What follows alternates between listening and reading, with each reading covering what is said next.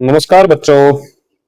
अगर आप CSF ASI pharmacist 2026 के लिए डॉक्यूमेंट वेरिफिकेशन यानी डीवी और फिजिकल स्टैंडर्ड टेस्ट यानी पीएसटी के लिए जा रहे हैं तो वीडियो आपके लिए बहुत ज्यादा इंपॉर्टेंट होने वाला है, क्योंकि डीवी के समय अगर कोई जरूरी दस्तावेज आपका छूट जाएगा तो आपको बहुत ज्यादा परेशानी होने वाली है। इसलिए इस वीडियो को पूरा देखिए और साथ के साथ अपने डॉक्यूमेंट्स की एक चेकलिस्ट तैयार कर लेना, क्योंकि स्टूडेंट्स को बार बार डाउट आ रहा है, बार बार मैसेज कमेंट्स आ रहे हैं कि सर इसके बारे में दोबारा बता दो दोबारा बता दो। तो इसलिए दोबारा मैं आपके लिए वीडियो लेके आया हूँ।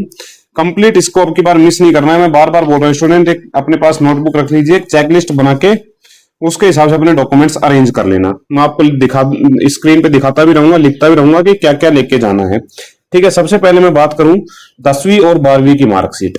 किसकी मार्कशीट? 10वीं और 10th और 12th की आपकी मार्कशीट आपको लेके जानी है। ठीक है, 10th और आपकी 12th की मार्कशीट। ठीक है, मैं लिख रहा हूं, इसको अपनी चेकलिस्ट बना लेना स्टूडेंट। बार बार एक ही चीज मैं आपको अब नहीं बताने वाला हूं। ठीक है, इसके साथ मैं बता दूं हर डॉक्यूमेंट्स की आपको फोटोकॉपीज रखनी है। क्या रखनी है? आपकी फोटोकॉपीज। अब इनमें क्या क्या चीजें देखते हुए चलना है वो आपको मैं पहले अभी से बता देता हूं। अभी चीजें ठीक हो सकती हैं, क्योंकि उस दिन आपका ठीक नहीं हो पाएगा एकदम से। 10th की मार्कशीट आपके काम आने वाली है आपकी डेट ऑफ बर्थ के हिसाब से। तो आपकी डीओबी आपकी 10th की मार्कशीट के हिसाब से सब में सेम होनी चाहिए, वही आपकी 12th की मार्कशीट में होनी चाहिए, वही आपकी डिप्लोमा या डिग्री की सर्टिफिकेट जो होती है उसमें होनी चाहिए।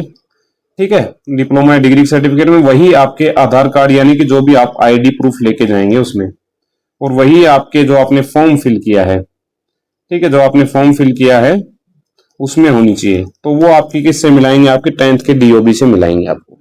दूसरा अगर मैं बात करूं, ठीक है, एक तो ये हो गया। दूसरा अगर 12th की सर्टिफिकेट की आपकी बात करते हैं तो 12th की सर्टिफिकेट आपकी किसके लिए मिलाई जाएगी? ठीक है, 12th की सर्टिफिकेट में आपके सब्जेक्ट्स देखे जाएंगे। सब्जेक्ट का मतलब पीसीएम या पीसीबी। ठीक है, मेनली पीसीबी होता है। ठीक है, तो ये आपका सब्जेक्ट देखा जाएगा कि आपके पास ये 3 सब्जेक्ट हैं कि नहीं है, आप 12th में पास आउट हैं कि नहीं है। ठीक है, 12th का मतलब ये हो गया। ठीक है, उसके बाद की हम बात करते हैं। उसके बाद आपने एक फॉर्म भरा होगा सीआईएसएफ का, जो फॉर्म फिल किया था, जो फॉर्म भरा था वो फॉर्म का प्रिंट आउट निकाल लेना अपनी साइट से, या तो आपने फॉर्म भरते टाइम निकाला होगा, अगर नहीं निकाला है तो आपकी जो भी ऑफिशियल आईडी होगी वहां से उसका प्रिंट निकाल लेना है, सीआईएसएफ का जो फॉर्म भरा था उसका। दूसरा जो एडमिट कार्ड आएगा आपका, उसका एक प्रिंट आपको लेके जाना है। यहां तक हो गया, तो दोनों के प्रिंट निकाल लेने हैं। तीसरा मैं आपको बताऊं, ठीक है, पॉइंट वाइज बताता चलता हूं वरना आप फिर कंफ्यूज हो जाएंगे। तीसरा आपको लेना है आपकी डिप्लोमा, जो आपने अगर किसी स्टूडेंट ने डिप्लोमा किया है तो डिप्लोमा, और डिग्री की है तो डिग्री, और किसी ने डिप्लोमा प्लस डिग्री करी है तो दोनों की ऑल सेमेस्टर्स, या जो भी आपका ईयर था, या तो ईयर वाइज हो गया सेमेस्टर वाइज की मार्कशीट रखनी है आपको। एक बच्चा कमेंट कर रहा था कि सर मेरे पास फर्स्ट सेमेस्टर फर्स्ट ईयर की मार्कशीट ओरिजिनल नहीं है, उसका जो प्रिंट निकलता है वो प्रिंट है। भाई वो नहीं चलेगा, आपको ओरिजिनल मार्कशीट चाहिएगी। ठीक है, इनकी मार्कशीट्स। फिर इसके बाद डिप्लोमा और डिग्री की जो मेन सर्टिफिकेट मिलती है आपको वो होनी चाहिए। अगर किसी ने अभी अभी पास किया है तो प्रोविजनल सर्टिफिकेट होना चाहिए। Provisional certificate as per rules, आपका प्रोविजनल सर्टिफिकेट आपकी डिग्री या डिप्लोमा जब पूरा हुआ है उससे 3 साल तक मान्य होता है एज पर रूल्स। कुछ जगह 1 साल भी माना जाता है। तो इसलिए मैं स्टूडेंट्स आपको बार बार बता रहा हूं, अपना डिप्लोमा या डिग्री अपनी कॉलेज से जल्दी से निकलवा लीजिएगा। जहां भी आपकी यूनिवर्सिटी वहां से वो मिलेगा तो वहां से आपको तुरंत निकलवा लेना है। ठीक है, ये चीज एक डाउट ये आ रहा था कि सर मेरे पास ये नहीं है, तो प्रोविजनल सर्टिफिकेट 3 या 1 साल तक ही मानते हैं। अलग अलग बोर्ड का अलग अलग होता है, मैक्सिमम 3 साल तक मानी जाती है। अगर 3 साल से पुरानी है तो आपकी प्रोविजनल सर्टिफिकेट कोई काम की नहीं है, कागज का टुकड़ा होकर रह जाएगा। तो इसलिए जो मेन डिप्लोमा या डिग्री आता है, जो मेन सर्टिफिकेट है, उसको अपना ले लेना, पहले बता रहा हूं आपको। ठीक है, ये हो गया आपका पढ़ाई लिखाई का काम। उसके बाद आता है आपका रजिस्ट्रेशन। ठीक है, 4 नंबर पे आपको अपना रजिस्ट्रेशन सर्टिफिकेट तैयार करना है बच्चों। ठीक है, ठीक है, 4 नंबर में आपको लिख दे रहा हूं रजिस्ट्रेशन। तो फार्मासिस्ट का सभी का रजिस्ट्रेशन होना चाहिए। जिस स्टूडेंट के पास रजिस्ट्रेशन नहीं है उसको अलाउ नहीं किया जाएगा। तो रजिस्ट्रेशन सर्टिफिकेट सबके पास होना चाहिए।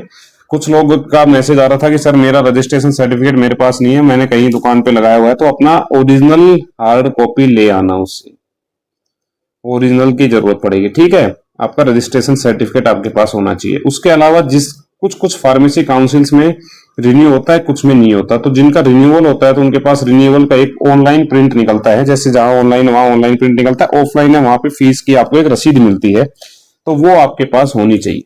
वो मांग सकते हैं आपसे। अपनी तरफ से कोई गलती करके नहीं जाना है। अगर गलती करते हैं, अगर एक छोटी सी गलती की वजह से आपको बाहर करते हैं तो बहुत ज्यादा दुख होता है स्टूडेंट्स।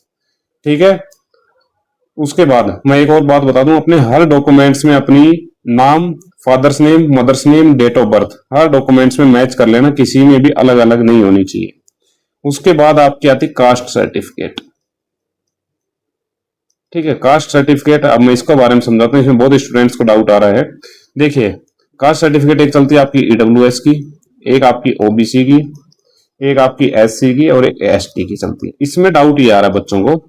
एक तो मैं इनकी डेट की बता दूं, ओबीसी की पहले मैं इनके बारे में कॉमन चीज बताता हूं कि जो आप देख पा रहे हैं कि हर स्टूडेंट ने अगर फॉर्म फिल किया है कैटेगरी से, मान लीजिए मैंने ओबीसी से फॉर्म फिल करा, तो मेरे पास ओबीसी का सर्टिफिकेट वहां होना चाहिए, वरना मुझे वहां से बाहर कर दिया जाएगा कैटेगरी से। वो उस एग्जाम वहां पे के जो कंट्रोलर होगा, ऑफिसर, उस पर डिपेंड करता है आपको जनरल में रखता है कि नहीं रखता है, बाहर कर देता है। आपको डीवी से बाहर भी करा जा सकता है, और वो जनरल में डालना चाहेगा तो जनरल में डाल सकता है, यूआर कैटेगरी से।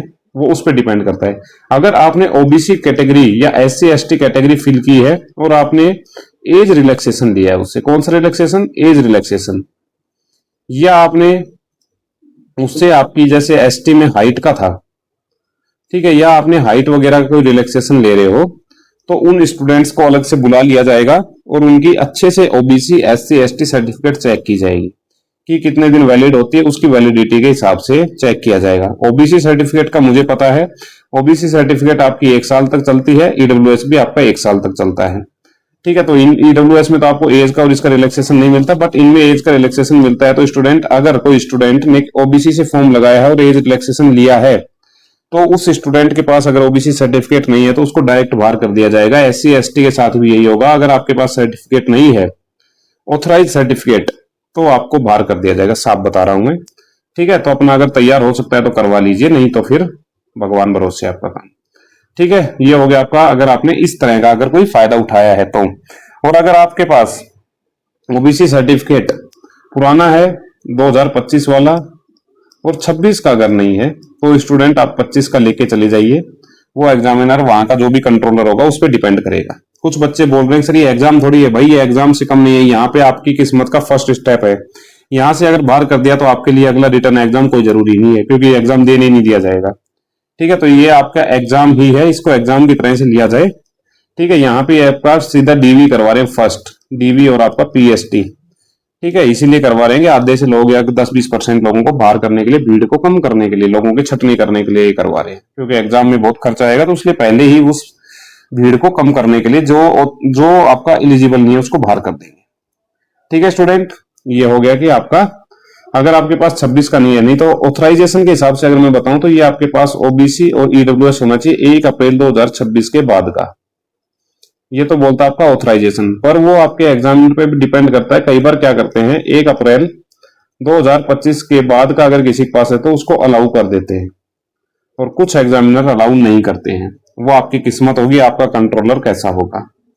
ठीक है, अलाउ कर भी सकता है, नहीं भी कर सकता, बट जिनके पास नया है वो नया भी लेके जाएगा, पुराना है वो पुराना, दोनों लेके जाएगा। ठीक है, जिसके पास पुराना है तो पुराना ले जाएगा, क्योंकि नया उसके पास है नहीं। और अगर किसी ने उसके बाद बनाया फॉर्म फिलिंग के बाद, जैसे आपको 7/7 को फॉर्म फिलिंग खत्म हुई है, ठीक है, 7/7 को आपकी फॉर्म फिलिंग खत्म हुई है, अगर आपके पास पहले सर्टिफिकेट नहीं था ओबीसी एसटी एससी डब्ल्यूएस का, और आपने फॉर्म फिल कर दिया था उस कैटेगरी के हिसाब से, तो आप क्या करना, उसको लेके तो चले जाना। अगर 7 के बाद का है तो लेके चले जाना, वो एग्जामिनर को दिखाना। अगर वो बाहर करता है तो सर मेरे पास ये है, तो वो उस पर डिपेंड करता है, आपसे एप्लीकेशन लिखवा के अलाउ करता है नहीं करता है, उस पर ये हो जाएगा।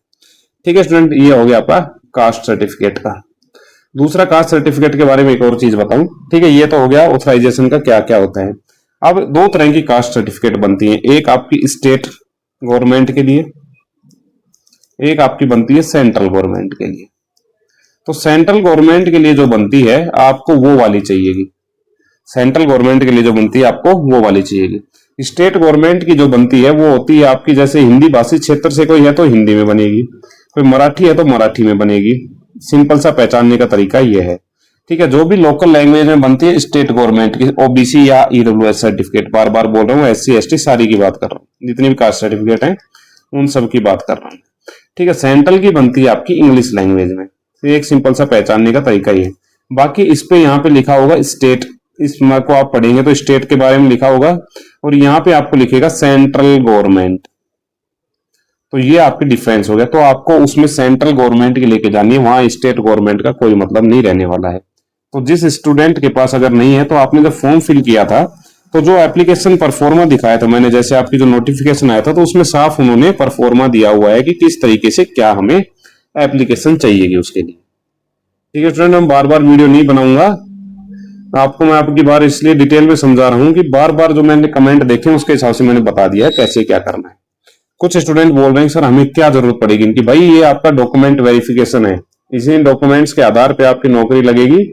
अगर इसमें कोई फेल होता है तो सीधा बाहर है, और वो इसी एग्जाम के लिए नहीं, क्योंकि हर एग्जाम में डॉक्यूमेंट वेरिफिकेशन तो सेम तरीके से होता है भाई। ठीक है, चाहे आप एम्स का दे लीजिए, चाहे कोई भी आर्मी वगैरह का दे लीजिए, डीवी तो आपका सेम तरीके से वही डॉक्यूमेंट्स मांगे जाएंगे। उसके बाद आईडी प्रूफ, जो प्रूफ आईडी प्रूफ आपने फॉर्म फिलिंग के टाइम पे भरा था, आधार कार्ड भरा अगर किसी ने तो आधार कार्ड लेके जाना है। ठीक है, जिसने पैन कार्ड भरा है वो पैन कार्ड ले जाना आपका, जिसने जो भी वोटर आईडी लगाई है अगर, तो वोटर आईडी, जो भी आपने आईडी प्रूफ लगाया है वो आपके पास होना चाहिए। मैं फिर बार बार बोल रहा हूँ स्टूडेंट, सबकी सभी डॉक्यूमेंट्स के आपके पास जितने भी डॉक्यूमेंट्स हैं उनमें आपका नाम, आपके फादर का नाम, मदर का नाम है ना, और आपके डीओबी, ये सब में सेम होनी चाहिए। जितने भी आपके पास डॉक्यूमेंट्स हैं उन सब की बात कर रहा हूं, इस चीज का आपको ध्यान रखना है बच्चों। ठीक है, फिर उसके बाद आती है आपकी ओरिजिनल फोटोग्राफ, यानी कि जो आपने फोटोग्राफ लगाई थी फॉर्म भरते टाइम पे, जिसमें date of birth, date of photo लिखी हुई थी, डीओपी करके आपने जो डेट लिखी थी वो वाली फोटो लेके जानी है। लगभग 8 के आसपास आपके पास फोटो होनी चाहिए, क्योंकि अभी तो 1-2 की जरूरत पड़ेगी, बट जिनका सिलेक्शन होगा उनको यही फोटो आगे आपके फॉर्म भरे जाएंगे, अलग अलग फॉर्म भरे जाएंगे, तो वहां पे एक काम आने वाली है। ठीक है बच्चों, एक बात ये हो गई फोटोग्राफ की। फोटोग्राफ, कुछ बच्चे कमेंट करें सर फोटोग्राफ का हमें क्या करना, भाई फोटोग्राफ की जरूरत पड़ेगी। अगर आप ज्यादा शाणे हैं, ज्यादा समझदार हैं, तो आपको ले जाने की, कुछ ले जाने की जरूरत नहीं है, आप खाली हाथ भी जा सकते हैं, किसी को कोई फोर्स नहीं है। ठीक है, नौकरी आपको खुद को लगना है, वो आपको ले जाना पड़ेगा। ठीक है, रूल एज पर रूल बता रहा हूँ, बाकी आपकी इच्छा है, ऐसा कोई जरूरी नहीं है, मत ले जाइए। जो अपने आप में ज्यादा समझदार है उनको कोई जरूरत नहीं है ले जाने की कुछ भी, वो अपने खाली हाथ जाइए, फिर वो आपको अपने आप बता देंगे क्या क्या लेके आना था, क्या क्या लेके नहीं आना था। ठीक है, क्योंकि मैं आपको समझाता हूँ, कुछ बच्चे बोलते हैं नहीं इनकी क्या जरूरत पड़ेगी। और बात रही फोटो कॉपीज की, तो फोटो कॉपी के 2 सेट लेके जाने, यूज तो एक ही आएगा वहां पे आपका, बट एक बैकअप के तौर पे आप रख लीजिएगा, क्योंकि आपके ओरिजिनल डॉक्यूमेंट्स वो आपको वापस दे देंगे। ठीक है, ओरिजिनल डॉक्यूमेंट्स के साथ अटैच करेंगे और एक सेट अपने पास रख लेंगे, एक आपको वापस दे देंगे। अगर वो वहां पे बोलेंगे सेल्फ अटैच, तो खुद से SA करके नीचे आपके साइन कर देना इस तरह से। ठीक है, सेल्फ अटैच करके साइन कर देना, वो बोलेंगे वहां पे आपको, पर उनका अगर वो अपने सामने करवाएंगे तो अपने सामने करना है, और वो वहां पे आपको सबको बिठा के बोलता है तो वहां पे कर लेना है, सेल्फ अटैच यहां से करके नहीं लेके जाना है। उसके अलावा एक और चीज बता दूं, आपको एक बॉल पेन लेके जाना है। ठीक है, बॉल पेन याद रखना स्टूडेंट, बॉल पेन ले जाना है आपको, क्योंकि आपको जैसे डीवी होगा तो आपसे कुछ फॉर्म भी भरवाएंगे, भरवा सकते हैं, तो उसमें आपको बॉल पेन की जरूरत पड़ने वाली है, तो एक अपने पास बॉल पेन रखिएगा। ठीक है, जेल पेन मत ले जाना, बॉल पेन, क्योंकि फौज में जेल पेन सिर्फ ऑफिसर्स को अलाउड होता है। ठीक है, आपको अलाउड नहीं होगा, आप एज ए SO की पोस्ट के लिए जा रहे, सब ऑर्डिनेट ऑफिसर, नहीं कि आप ऑफिसर, तो आपको बॉल पेन लेके जाना है आपके साथ। ठीक है, ये हो गया आपका क्या क्या आपको लेके जाना है। एक भी डॉक्यूमेंट्स मिस मत करना, सबसे इंपॉर्टेंट चीज है, एक भी डॉक्यूमेंट्स अगर मिस करते हैं तो परेशानी बढ़ जाएगी स्टूडेंट। ठीक है, अब बात आती है कि सर कुछ मेरे नामों में, कुछ बच्चों का कमेंट था सर मेरे नाम में, फादर्स नेम इनमें गड़बड़ है, तो स्टूडेंट एक एफिडेविट बनवा लीजिएगा। ठीक है, एफिडेविट बनवाना कोर्ट से, जो भी वकील वगैरह होते हैं नोटेरी, वो आपको एफिडेविट बना देंगे कि ऐसे ऐसे मेरे नाम में गड़बड़ है, मैं इसको जल्दी ठीक करवा लूंगा। इस तरीके से उनके पास लैंग्वेज होती है, वो अपने आप आपको नोटेरी वाला बना के दे देगा। उसको बताना आपको कि सर मेरा ऐसे ऐसे डीवी है, मुझे डॉक्यूमेंट वेरिफिकेशन के लिए जाना है, तो मेरा ऐसे ये नाम में मिस्टेक है, तो उनके पास लैंग्वेज होती है, वो उस हिसाब से आपको तैयार करके दे देगा एफिडेविट। ठीक है, ये तो हो गया आपका डॉक्यूमेंट्स का कंप्लीट मसला। अब अगर किसी को कोई भी मैंने कंप्लीट एक्सप्लेन करके समझा दिया, 2 दिन से मैं आपके कमेंट्स देख रहा हूँ कमेंट सेक्शन में, ठीक है, उसके हिसाब से फिर मैंने ये वीडियो बनाया है। ओके, इसके बाद की हम बात करेंगे फिर पीएसटी में हमारे साथ क्या होगा। तो कुछ बच्चों ने अफवाहें फैलाई हैं, कुछ स्टूडेंट्स अभी तक कुछ जिंदगी में कर नहीं पाए, सिर्फ अफवाह फैलाने के अलावा, दूसरों को डीमोटिवेट करने के अलावा। तो उन स्टूडेंट से पहले मैं आपको बता दूं, स्टूडेंट बच के रहना है। कुछ बच्चे सिर्फ और सिर्फ गुमराह कर रहे हैं लोगों को कि तेरा ओवरवेट है, ठीक है, कि तेरा ओवरवेट है, तू कोई मत डीवी करवाने मत जा। भाई नौकरी तो तुम्हारी अभी वैसे भी नहीं लग रखी है, नौकरी लगने जा रहे हो, ज्यादा से ज्यादा तुम्हारे साथ सबसे बुरा होगा तो क्या होगा, तुम्हें वापस भेज दिया जा सकता है बस। इससे ज्यादा बुरा आपके साथ कुछ नहीं हो सकता दोस्त, वापस भेजने से बुरा कुछ नहीं कर सकते। सबसे बुरा बता रहा हूं मैं, सबसे बुरी कंडीशन ये है।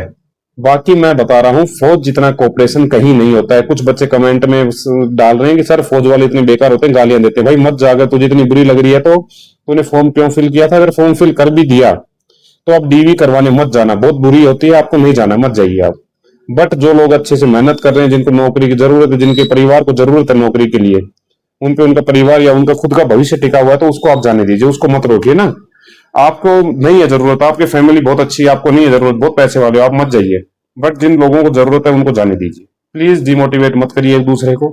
ओवरवेट के लिए किसी को बाहर नहीं किया जाएगा। एक्सेसिव अगर ओवरवेट है आपका, अगर एक्सेस में ओवरवेट है तब आपको मुसीबत आ सकती है, वरना नॉर्मल 10-5 केजी से किसी को कोई फर्क नहीं पड़ेगा। सबसे मैं बार बार बता दूं, हाइट चेक कर लीजिएगा स्टूडेंट अपनी। गर्ल्स के लिए 157 सेंटीमीटर था, ठीक है। और उन गर्ल्स के लिए जिनको आरक्षण है, रिजर्वेशन है, अलग अलग कैटेगरी या जिस भी पहाड़ी क्षेत्र से आते हैं, उनके लिए 155 सेंटीमीटर था। ये तो गर्ल्स की हाइट थी। अगर इतनी आपकी हाइट है तो आप अगले स्टेप के लिए पार हैं। अगर किसी की इतनी हाइट है तो वो अगले स्टेप के लिए वो लड़की पार है, यानी कि उसको अपने रिटर्न एग्जाम की अभी से तैयारी कर लेनी है। क्योंकि वेट, कुछ लड़कियों को डाउट आ रहा है सर वेट मेरा ज्यादा है, वेट मेरा कम है। बेटा वेट ज्यादा कम से किसी को बाहर नहीं किया जाएगा। वेट सिर्फ एक पैरामीटर होगा, वो आपके उस पर लिख के दे देंगे ओवरवेट, ठीक है, और अंडरवेट लिख देगा बस। ओवरवेट और अंडरवेट किसी किसी का ही फिट वेट होगा, बाकी थोड़ा ऊपर नीचे हो जाता है, उसके लिए किसी को बाहर नहीं किया जाएगा। मैं बार बार बता रहा हूं, ऐसा नहीं सोचना है लड़कियों की हमारे वेट ज्यादा है या हमारा कम है तो हमें बाहर कर देंगे। बेटा किसी को बाहर नहीं करेंगे, आप अपने एग्जाम की तैयारी में जुट जाइए, ठीक है। उसके बाद दूसरा मैं बताऊं बॉयज के लिए, तो इनके लिए हाइट 170 सेंटीमीटर रखी गई है।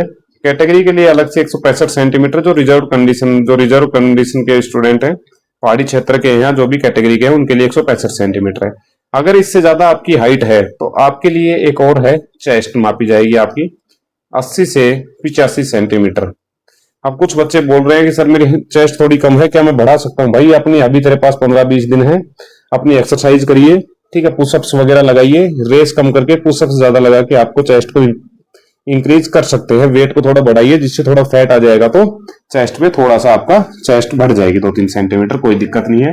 उसके अलावा कुछ बच्चे बोल रहे हैं सर मेरी चेस्ट फूल नहीं पा रही है। बेटा ये आप प्रैक्टिस करिए, अभी 15 दिन है आपके पास, ठीक है, 15 दिन आपके शुरू होने के हैं, क्या पता आपका लास्ट वाले दिन आए तो महीना भर हो जाए आपके पास। तो आपको इस तरह से अपनी प्रैक्टिस कर लेनी है अभी से। वेट के लिए लड़कों को भी कोई दिक्कत नहीं है बेटा, वेट 100 केजी तक आराम से चलेगा आपका, ठीक है। जिनकी हाइट 6 फीट के आसपास है और वेट 100 केजी है तो भी चल जाएगा, कोई दिक्कत नहीं है। वेट के लिए नहीं करा जाएगा, आपको वही ओवरवेट अंडरवेट लेके आपको क्वालिफाइड की सर्टिफिकेट दी जाएगी। उसी दिन आपको एक सर्टिफिकेट भी मिलेगी क्वालिफाइड की, ठीक है, क्वालिफाइड की सर्टिफिकेट मिलेगी। जो फेल हो जाएंगे उनको अनक्वालिफाइड की मिलेगी, ठीक है। तो उसको अपने पास संभाल के रख लेना है। बाकी आपको वो ऑनलाइन जो आपने जहां फॉर्म फिल किया है वहां पे अपडेट करते रहेंगे हर स्टेप को, ठीक है। ये हो गया आपका पीएसटी में आपके साथ क्या होने वाला है। फिर आ रहा है एक क्वेश्चन कि सर हमें ड्रेस क्या पहन के जानी है, हमारा ड्रेस क्या रहने वाला है। स्टूडेंट आप नॉर्मल जो भी ड्रेस पहनते हैं वो पहन के जाइए, लड़कियों के लिए भी वही है, लड़कों के लिए भी वही है। टी शर्ट और लोअर पहन जाइए, सबसे बढ़िया आराम से, क्योंकि वहां पे आपको ऐसे नहीं है कि चेयर्स लगाएंगे आपके ऐसे बढ़िया राजा बाबू की तरह बिठाएंगे, ऐसा नहीं होगा। आपको वहां ग्राउंड में बिठाया जाएगा, धूप में भी बिठाया जा सकता है, छांव में भी, जहां भी उनके पास जैसी व्यवस्था होगी, ठीक है, ग्राउंड में बिठाया जाएगा। तो वहां आप कंफर्ट जिसमें रहते हैं, जिस ड्रेस में, वो ड्रेस पहन के जानी है, ठीक है। किसी को फॉर्मल नहीं पहन के जानी है, वहां फॉर्मल का कोई काम नहीं है। लोअर और टी शर्ट, और लड़कों के लिए तो स्पेशली मैं बता दूं लोअर टी शर्ट में ही जाना, क्योंकि आपकी टी शर्ट उतरवा के जब आपकी चेस्ट चेक की जाएगी, ठीक है, ओके, तो आपको टी शर्ट में लोअर और टी शर्ट पहनने की पूरी मतलब पूरा वही पहन के जाना, कि फॉर्मल ड्रेस किसी को नहीं पहन के जानी। कुछ बच्चे बोल रहे थे कि सर डीवी है फॉर्मल पहन के जानी, नहीं भाई फॉर्मल नहीं पहन के जानी। कभी आप जूते उते ऐसे फॉर्मल लगा के जाओ, वो नहीं करना आपको। आपको ड्रेस क्या पहननी है, नॉर्मल जो भी आप पहनते हैं, जो जिसमें आप कंफर्ट रहते हैं, क्योंकि वहां पे नीचे जमीन पे बैठना पड़ेगा, तो जिस ड्रेस में आप कंफर्ट रहते हैं वो ड्रेस आपको पहन के जानी। ठीक है, उसके अलावा आपको कुछ डाउट आ रहा था कि हाँ ठीक है ये ड्रेस का हो गया, और भी एक दो डाउट था। ठीक है बच्चों, तो इस तरह से आपको ध्यान रखना है। तो बच्चों मैं बार बार बता रहा हूं, बार बार मैंने आपको लिस्ट बना दी, चेक लिस्ट बना लीजिए अभी। इसमें से वीडियो में से देख के अपने डॉक्यूमेंट्स की एक चेक लिस्ट बना लो, उसके सामने टिक कर लो कौन कौन से आपके पूरे हैं, कौन कौन से पूरे नहीं है, इस तरीके से। ठीक है, फोटोकॉपी करा के अपनी रख लीजिए, और ये सब डीवी के लिए सामान तैयार कर लीजिए एक तरह से, अपनी एक फाइल में अच्छे से सुंदर सी फाइल में बना के इनको रख लीजिए, क्योंकि अगर डॉक्यूमेंट्स गुम हो गया तो आपकी मुसीबत हो जाएगी। तो एक अच्छी सी फाइल में इनको सबको सेट कर लेना है। ठीक है, क्योंकि आप ट्रैवल भी करेंगे तो उसके दौरान आपके गड़बड़ नहीं होनी चाहिए। एक अच्छी सी फाइल में रखिए या किसी लिफाफे में बढ़िया से में, और जो आपके जो फोटोकॉपी है उनको अलग से एक लिफाफे में रख लीजिए, क्योंकि फोटोकॉपी का एक एक सेट जमा होता है। ठीक है, सिलेक्शन होने के बाद आपको 3-3 सेट की जरूरत और पड़ेगी, बट अभी एक एक सेट की ही जरूरत पड़ने वाली है। तो इसलिए मैं आपके लिए एक्स्ट्रा इसलिए बोल रहा हूँ कि कई बार जरूरत पड़ जाती है एक्स्ट्रा की भी।